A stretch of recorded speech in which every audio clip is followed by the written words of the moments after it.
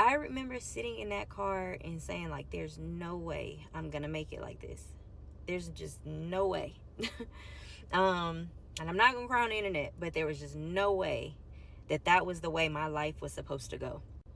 It's important for me to share my story because I know that there's somebody out there that can relate to it. So about a little over 7 years ago, I started a small business. I decided to take a chance on myself because one day I was driving home in traffic and I was exhausted. Not I need a nap exhausted, not I just need a day off from work, catch up on some rest exhausted, but this was mental exhaustion, physical exhaustion. This was complete burnout.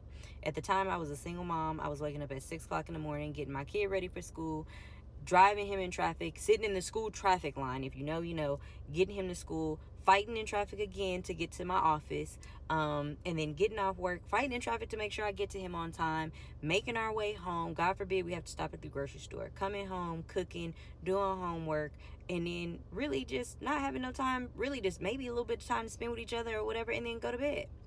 Start all over the next day. And I can still feel those same emotions today when I think about this.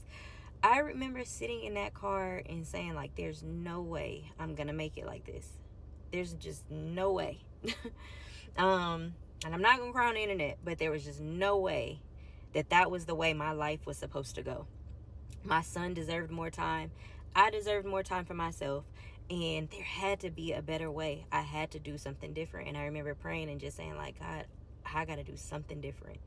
And that day was the day that sparked the change in my mind to figure out how to do something different. I didn't know I was going to start a business. I had never started a business before. I had zero business ideas. I had no business background, no nothing.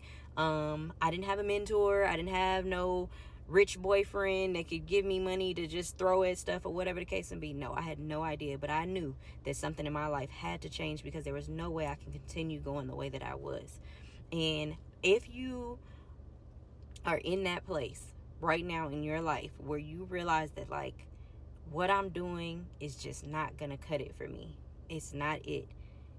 It is up to you to decide how to make that change in your life. You have the power to change that. Do not sit and let life continue to go by, because it will, whether you decide to make a change or not. Sometimes I sit back and I think, like, what if I was so afraid or too afraid to take a chance to change my life? You have the power to change your life.